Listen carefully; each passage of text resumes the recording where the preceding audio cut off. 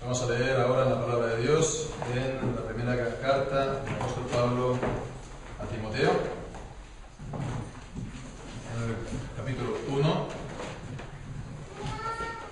y vamos a leer a partir del versículo 12.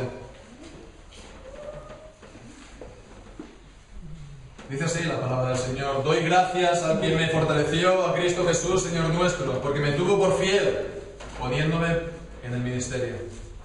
Habiendo yo sido antes blasfemo, perseguidor e injuriador, mas fui recibido a misericordia, porque lo hice por ignorancia, en incredulidad. Pero la gracia de nuestro Señor fue más abundante con la fe y el amor que es en Cristo Jesús. Palabra fiel y digna de ser recibida por todos, que Cristo Jesús vino al mundo para salvar a los pecadores, de los cuales yo soy el primero.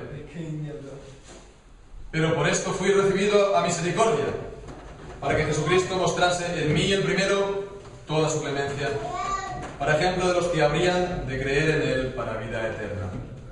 Amén. El Señor bendiga su santa palabra. En el siglo XX había un pastor, una congregación, ¿no?, en Estados Unidos, una congregación que,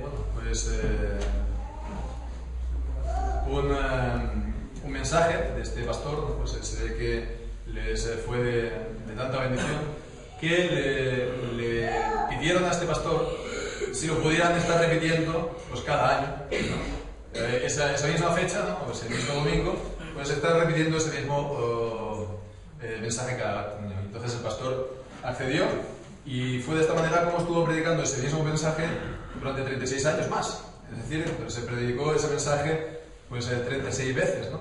Si me cuentas, no. Pero bueno, muchos años, ¿no? Bien, pues digo esto porque mensajes como este vale la pena predicarlos cada año. No digo que lo vaya a hacer, pero valdría la pena hacerlo, sobre todo pues en una fecha como este, en un domingo como este, que es el que coincide con la fecha de la fiesta de la Reforma. Sabemos, el 31 de octubre pues fue el aniversario. Normalmente se celebran en las iglesias evangélicas el día de la Reforma el 1 de noviembre, es decir, ayer. Entonces digo esto porque, bueno, sabemos el mensaje de la Reforma se ha podido, digamos, resumir en 5 palabras, ¿no? 5 palabras muy resumidas, ¿no?, que se conocen como las 5 solas. Conocemos, ¿no? Está pues la sola Escritura, la sola gracia, solo Cristo, sola fe y soli Deo gloria, solo a Dios la gloria. Entonces vemos que son 5 palabras que resumen, se puede decir, el mensaje de la salvación, que es solo por Cristo, solo por la fe, solo por la gracia. También pues la autoridad, la soberana de la Escritura, sola Escritura, y también la finalidad de todas las cosas, para lo cual tiene que estar puesta nuestra vida, tanto en la salvación como en todas las cosas. Solo a Dios la gloria. Y bien, pues esto es algo fundamental, es el mensaje de la Reforma, y entre estas 5 solas está la sola gracia. La sola gracia, que es también, es la sola que nos enseña, ¿verdad?, acerca de nuestra salvación, que no es algo a medias entre nosotros y Dios. Nuestra salvación, la salvación de los creyentes, no es algo que conseguimos nosotros trabajando, haciendo nuestra parte, ¿verdad?, y Dios por su parte hace la suya, sino que es la salvación que depende enteramente de Él. Bien, pues por supuesto, esta sola gracia, como el resto de solas, no depende de un solo pasaje de la Escritura. Es, digamos, el resumen de la enseñanza de muchos pasajes de la Biblia, pero se podría decir que en este pasaje en especial la sola gracia destaca de manera clara. Vemos pues la sola gracia, lo que significa para nuestras vidas. Podemos encontrar aquí las características de esta gracia de Dios en nuestra vida, por lo cual vemos de que, pues esto lo que decimos, es solo por la gracia que somos salvos. Es pues lo que vamos a estar viendo, tratando en este pasaje, estas características de la gracia de Dios en nuestra vida. Y en primer lugar, pues vemos que esta gracia de Dios para nosotros es inmerecida. Es inmerecida. Vemos lo que nos encontramos en el versículo 12, cuando leemos: doy gracias al que me fortaleció, a Cristo Jesús, Señor nuestro, porque me tuvo por fiel, poniéndome en el ministerio. Vemos esta expresión, me tuvo por fiel. Dice, me tuvo por fiel, no está diciendo que Él lo fuera. Que doy gracias a Dios porque yo era fiel y entonces me encomendó que yo fuera pastor o que yo fuera apóstol. Me encomendó el pastorado o el ministerio. No, dice que me tuvo por fiel. Esta palabra, este verbo, tener por fiel, es el significado de considerar o atribuir.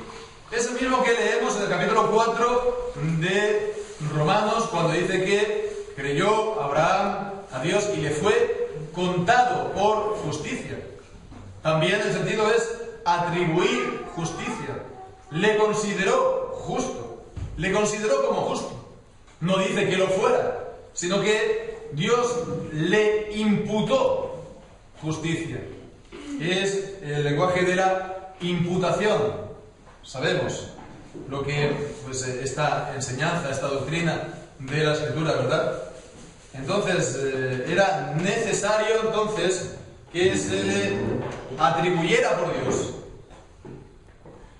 que Él era fiel, que Él pues podía ser ministro, porque Él por sí mismo, decimos, no lo era. Él por sí mismo pues no presentaba méritos. Vemos, ¿no? Aquellos que piensan que la salvación es como si fuera un trabajo a medias, cuentan con que hacemos méritos, de alguna manera. Ya sea porque somos más justos que los demás, o nos esforzamos más que los demás, ya sea pues porque, hemos creído y pensamos que eso es un mérito nuestro. Bueno, pues aquí Pablo no está hablando de méritos. ¿Qué es lo que dice? Me tuvo por fiel, pero dice, habiendo sido yo blasfemo, es decir, él blasfemaba, hablaba mal de la fe, con lo cual vemos, hablaba mal contra el Señor, blasfemaba contra Dios. Entonces estaba pecando contra el Evangelio. Y dice después, habiendo sido yo antes blasfemo, dice perseguidor. Y sabemos entonces que Pablo perseguía a los cristianos, perseguía a la iglesia, allí donde estaban, y los encerraba y los echaba a la cárcel. Y cuando mataban también a Esteban, él guardaba las ropas de aquellos que les estaban matando con las piedras. Entonces vemos que él había también incluso formado parte activa de esa muerte, aunque no tirando piedras, pero sí que él consintió en esa muerte, era partícipe, era cómplice de esa muerte. Y por eso pues cuando Jesús se le aparece a Pablo y dice, Pablo, ¿por qué me persigues? Porque al perseguir a los cristianos era como si estuviera persiguiendo al Señor Jesús. Bien, pues entonces vemos que él había sido blasfemo contra Dios, contra el Evangelio, perseguidor de los cristianos e incluso también, por lo tanto, del Señor Jesús. Y dice, por último, injuriador. Él injuriaba, él decía maldades de los cristianos. Por lo tanto, él, infringía toda la ley. Él infringía toda la ley. Ya los pecados, ¿verdad? Los mandamientos con respecto a Dios, la primera tabla, como también los mandamientos de la segunda tabla con respecto al prójimo. Él había transgredido todos los mandamientos de la ley de Dios. Y él era muy religioso. Y esta es pues esta es la gran paradoja, ¿no? Que alguien tan religioso como Pablo, pues él cometiera tales pecados hasta el punto de también perseguir a los cristianos, perseguir a los hijos de Dios. Es algo realmente sorprendente, ¿no? Que personas religiosas acaben, pues, persiguiendo a los hijos de Dios. Sí, es cierto, dice, mas fui recibido a misericordia porque lo hice por ignorancia en incredulidad. Sí, es cierto que él, Pablo, pues todavía no había sido convencido o redarguido pues por el Evangelio, y él pues no había hecho esto, digamos, en pleno conocimiento de causa, o se podría decir pues que lo había hecho a conciencia o contra su conciencia. Pero con todo y con eso vemos cómo es posible esto, que alguien extremadamente religioso, leemos en Filipenses, en capítulo 3, que él era extremadamente celoso de las tradiciones de los padres, del cumplimiento de los mandamientos de Dios, pues él acabe de esa manera, por ignorancia sí, pero siendo blasfemo y siendo perseguidor de los creyentes. Vemos que el pecado es engañoso. Vemos que lo que dice en la palabra de Dios, en el profeta Jeremías, engañoso es el corazón más que todas las cosas. Es una gran verdad, que no podemos confiarnos de nuestro corazón, aun si somos personas religiosas. Y que sí, si hacemos pecados en ignorancia, pues no son tan graves como si lo hacemos en pleno conocimiento de causa y en contra de nuestra conciencia, por lo tanto. Pero con todo y con eso siguen siendo pecado delante de Dios. Por lo tanto, no había méritos. ¿Qué méritos había tenido pues Pablo para esto? Pues lo único que decir, mira, yo pequé gravemente, pero bueno, lo único que puedo decir es que todavía no conocía bien la verdad. Bien, pues entonces no hay aquí ningún mérito. Esa ignorancia tampoco lo justificaba. Entonces, no hay mérito. Esto significa que él fue recibido a misericordia por gracia, inmerecida. Si no hay mérito, es inmerecida. No es por obras, no es por nada que hayamos hecho, no es por algo que esté en nosotros. Y esto nos muestra claramente lo que es la gracia de Dios en cuanto a la salvación. Es totalmente inmerecida por nuestra parte. Es en vano que nosotros digamos, mira, voy a esforzarme para que pueda agradar a Dios, para que el Señor me pueda dar su gracia. Es en vano, porque no vamos a poder hacerlo nunca. Nunca vamos a poder hacerlo, porque si guardamos enteramente la ley, pero la transgredimos en un solo punto, nos hacemos culpables de toda la ley, como nos dice Santiago en su epístola. No es por obras, sino que es por la gracia de Dios, y esta gracia de Dios es inmerecida. Leemos en Romanos capítulo 4, versículo 2, porque si Abraham fue justificado por las obras, tiene de qué gloriarse, pero no para con Dios. Porque ¿qué dice la Escritura? Creyó Abraham a Dios y le fue contado por justicia. Si fue por obras, si fue por méritos, tiene de qué gloriarse. Pero vemos que no fue así, sino fue simplemente por la fe. Leemos igual en Romanos capítulo 11, versículo 6.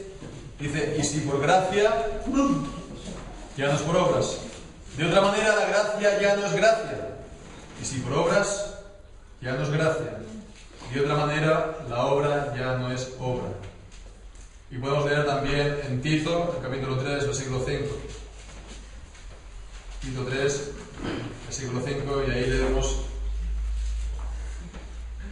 que Dios nos salvó no por obras de justicia que nosotros hubiéramos hecho, sino por su misericordia, por el lavamiento de la regeneración y por la renovación en el Espíritu Santo, no por obras, sino por su misericordia. Entonces, no hay méritos. Pero todo aquel que confía en un supuesto mérito suyo, en algo que haya hecho, en alguna cualidad, ¿verdad?, lo que sea, está perdiendo de vista la gracia de Dios y está negando la gracia de Dios. Se quiere poner de pie delante de Dios, pues sobre la base, ¿verdad?, de este, por así decirlo, terreno que son las obras. No, uno se tiene que poner así de pie delante de Dios, pero sobre el terreno de la gracia de Dios, que es inmerecida. Y sabemos, por supuesto, que nosotros, pues, bueno, oficialmente, ¿no?, se puede decir así, no tenemos esta llamada teología de méritos. No creemos que nosotros tenemos méritos para con Dios, oficialmente. Entonces, lo que hay que hacer cuidado es que en la práctica, en nuestro corazón, esta idea no tenga cabida, porque es lo más natural del mundo. Buscar algún mérito en nuestra parte con el que presentar delante de Dios. Esta idea, pues, tiene que ser completamente, sí, desarraigada de nuestros corazones. ¿Para qué? Para que toda la gloria de la salvación sea del Señor, sin que, pues, tenga que compartir nada con lo que nosotros hayamos hecho. Toda la gloria de la salvación es para el Señor.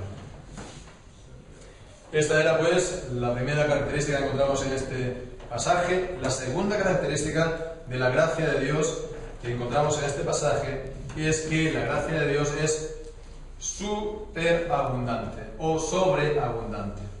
Sobreabundante. Leemos el versículo 14. Pero la gracia de nuestro Señor fue más abundante con la fe y el amor que es en Cristo Jesús. Más abundante. Significa entonces esto que abundó más. La fe abundó más. Perdón, esta gracia abundó más. Esta gracia, por así decirlo, no se quedó sola. Esta gracia de Dios fue acompañada. ¿Por qué? Pues por la fe y el amor que es en Cristo Jesús. La fe y el amor. ¿Nos acordamos de lo que dice Pablo en 1 Corintios capítulo 13? Habla de ahora permanecen la fe, la esperanza y el amor. Estas tres cosas. Pero la mayor de ellas es el amor. Bien, pues aquí vemos que es la fe y el amor. Falta la esperanza, ¿no? Se puede decir. Pero vemos, son... la teología romana se les acostumbra a llamar como virtudes teologales, ¿no? Virtudes teologales. Bueno, esta palabra virtudes es un poco, se puede decir, equívoca o ambigua, porque da la impresión como si fuera una virtud nuestra. No como aquel que tiene la virtud de ser simpático, o aquel que tiene la virtud de ser estudioso, o aquel que tiene la virtud, no sé. Más que virtudes, son frutos del Espíritu Santo. Son frutos del Espíritu Santo. Propiamente son frutos del Espíritu Santo en nosotros. Dones del Espíritu Santo. Como vemos en 1 Corintios capítulo 13.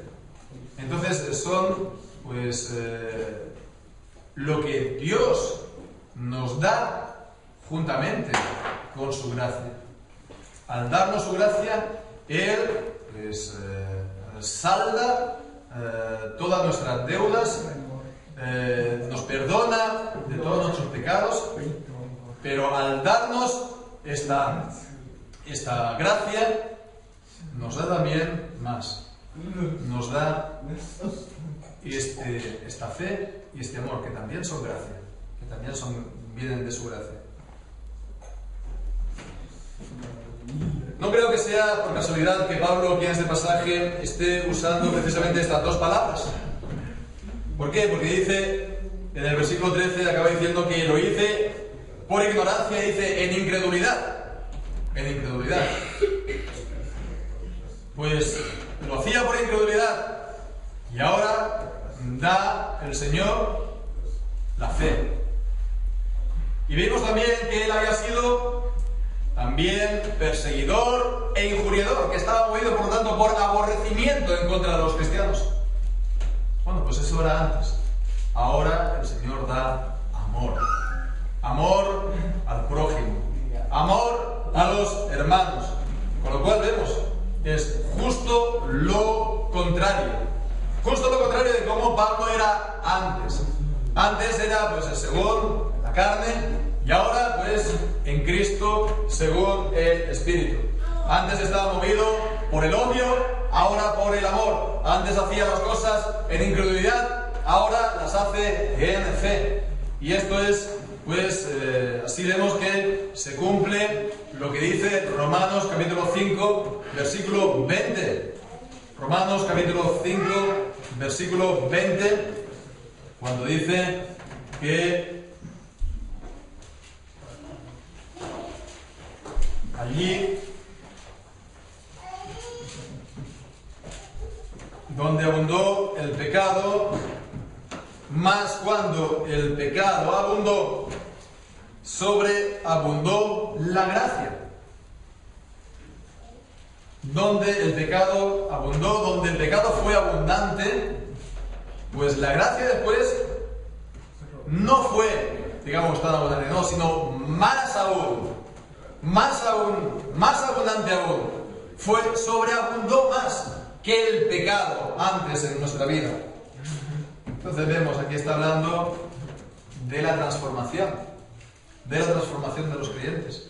Si los creyentes son, pues, considerados como justos delante de Dios por su gracia, después también vemos eso, también va juntamente con esta transformación que el Señor hace en nuestras vidas, en nuestros corazones.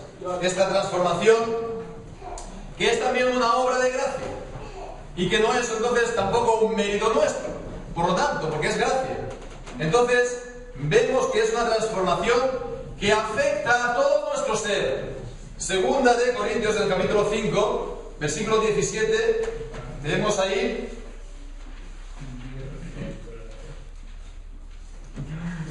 Segunda de Corintios, capítulo 5, 17. De modo que, si alguno está en Cristo, nueva criatura es. Las cosas viejas pasaron y aquí todas son hechas nuevas. Entonces vemos, somos transformados en Cristo, somos hechos nuevas criaturas y todas las cosas son transformadas en todo nuestro ser, en nuestra mente, ¿verdad? En nuestro corazón, en nuestras emociones, en nuestra voluntad, en todo. No es que yo antes pues estaba bien, ¿no? Y el Señor pues me viene a dar solamente un pequeño brillo, ¿no? Quitarme un poco el polvo, no. El Señor nos transforma de cómo éramos antes. ¿Para qué? Para ser como Cristo. Antes éramos de la carne, después somos de Cristo y nos transforma para que seamos como Él. Vemos, ¿no? Esta transformación como Cristo. Muchas veces en los círculos creyentes, cristianos, se pone otros, podemos decir, alicientes, ¿verdad? Al hecho de creer. al hecho de estar en Cristo. Nos van a ir bien las cosas, ¿no? Cree y bueno, pues vas a dejar la pobreza y el Señor te va a prosperar. O cree y el Señor te va a sanar y te va a dar salud y vas a ser completamente feliz. Bueno, vemos, son motivaciones que se suele poner delante de la gente, y la gente normal, si le pones esas motivaciones, normal que vayan a probar, ¿verdad? Pero vemos la motivación, sobre todo cuál ha de ser, la de presentarle el Evangelio para que deje el pecado, para que deje su manera de ser, para ser como Cristo. Esta es, sobre todo, la mayor motivación que hemos de presentar a la gente para que vengan al Evangelio, seguir como Cristo, dejar su pecado y ser como Cristo. Entonces vemos, también hay que hablar del deseo de esta transformación. Si uno pues piensa que, como Pablo antes de conocer el Evangelio, él es justo, irreprensible y que no tiene ninguna necesidad de nada, no va a tener ningún deseo ni del Evangelio, ni de Cristo, ni de esta transformación. Y lo dice bien Jesús. Los sanos no tienen necesidad de médicos, sino los enfermos, ¿no? Los que ven, ¿no? Los que creen que ven, por lo tanto, dicen pues no tienen necesidad de la luz del Evangelio. Bien, pues el deseo de este cambio, el deseo de esta transformación interior para ser como el Señor. Si uno no tiene este deseo, pues no podemos preguntar si ha habido conversión en él, porque esto es la conversión. La conversión a Dios es pedirle al Señor perdón por nuestros pecados, pero con el deseo de cambiar, con el deseo de ser transformados, de ya no ser más como pues somos o como éramos antes, ¿no? El deseo pues de la conversión es el que nos dice el Salmo 51: crea en mí, oh Dios, un corazón limpio. Crea un corazón limpio, transfórmame, cámbiame. Entonces esto es en cuanto a esta segunda característica de la gracia, que es superabundante en nuestra vida. La tercera característica vemos es que es una gracia personal. Versículo 15 dice: palabra fiel y digna de ser recibida por todos, que Cristo Jesús vino al mundo para salvar a los pecadores, de los cuales soy yo el primero. Primeramente dice esta frase, ¿verdad? Palabra fiel y digna de ser recibida por todos. Palabra fiel, según los comentadores, esta expresión de palabra fiel pues venía a ser como una especie de dichos breves, ¿no? Como si fueran pequeños artículos de fe de los creyentes, ¿no? De la iglesia primitiva. Y bueno, en las cartas pastorales, en las primeras, segunda Timoteo y también Tito, nos encontramos hasta 5 veces esta expresión, palabra fiel, las palabras fieles. Decíamos al inicio acerca de las solas de la Reforma, ¿verdad? Las solas de la Reforma. Pues vemos, para entendernos sería algo parecido.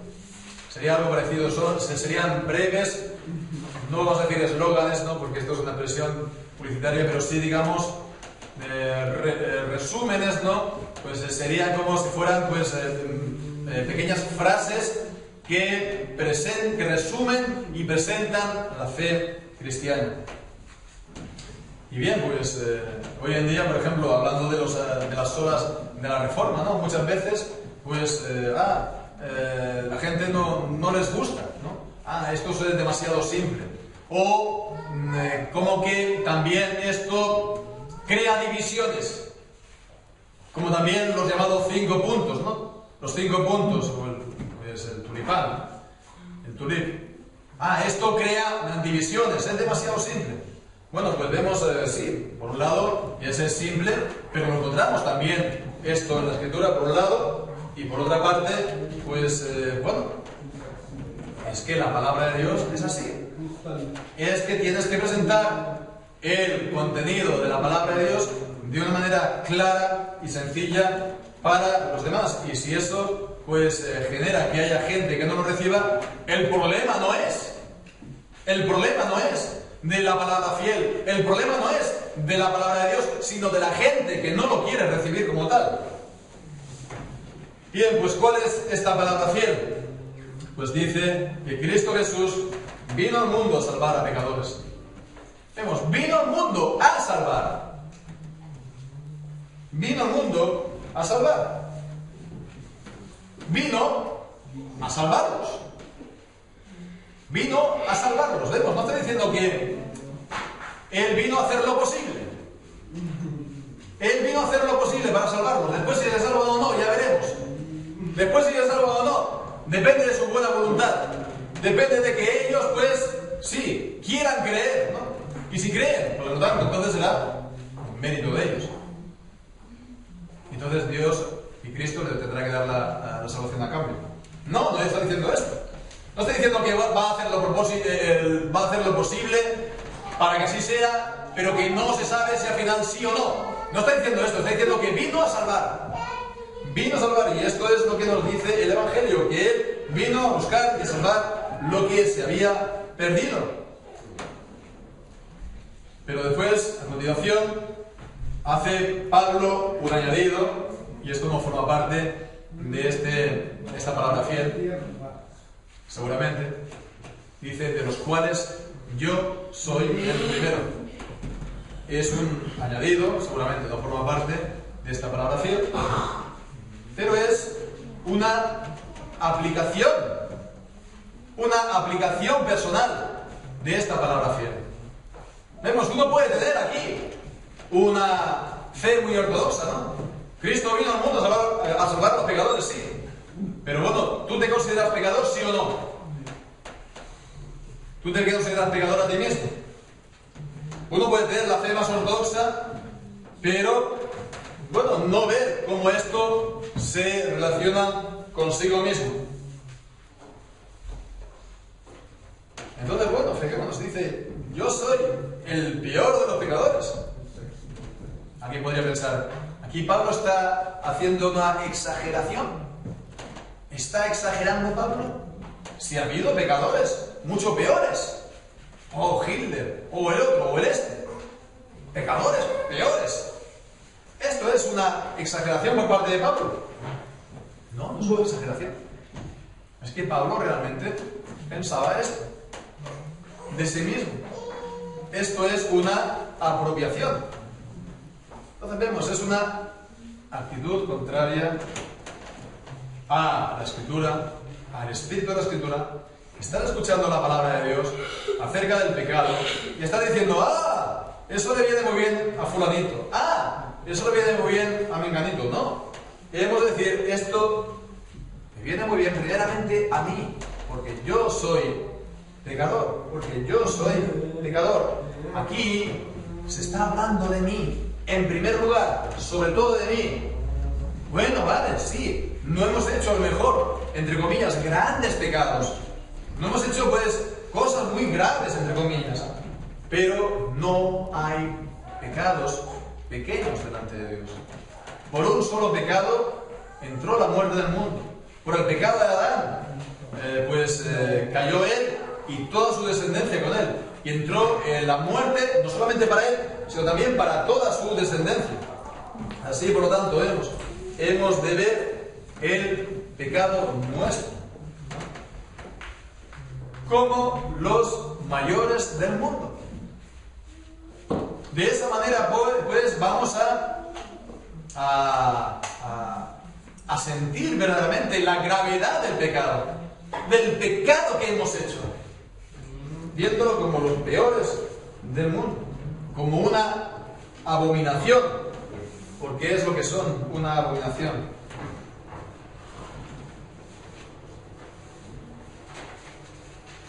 Pero fijémonos el propósito de llamar a pecadores.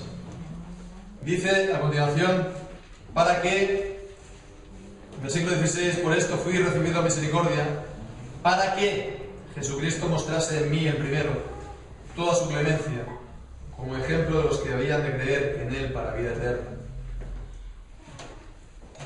Dice, mostrar en mí toda su clemencia, mostrar en mí toda gracia, para mostrar en mí la plenitud de gracia suya. No es pequeña la gracia de Dios, es grande. Vemos que muestre toda gracia. Y a continuación dice, para ejemplo de los que habrían de creer en Él para vida eterna.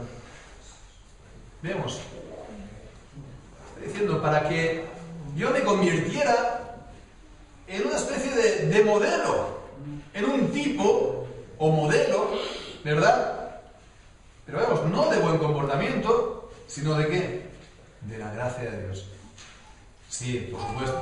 Pablo en otros lugares dice, por ejemplo, a Timoteo, que se ha de mostrar a él como ejemplo en buenas obras. Y sí, los creyentes que hemos sido justificados, que hemos creído en Cristo, que estamos siendo transformados, también hemos de esforzarnos por esto mismo, de llegar a ser ejemplos para los demás, ¿verdad? Pero que no se nos olvide nunca esto también, de ser ejemplos de la gracia. Ejemplos de la gracia. Modelos de la gracia de Dios. La gracia de Dios en nuestra vida ha de estar tan clara, tan presente, ha de ser tan real, que los demás lo tienen que ver, hasta el punto que les pueda llegar también a ellos a aceptar.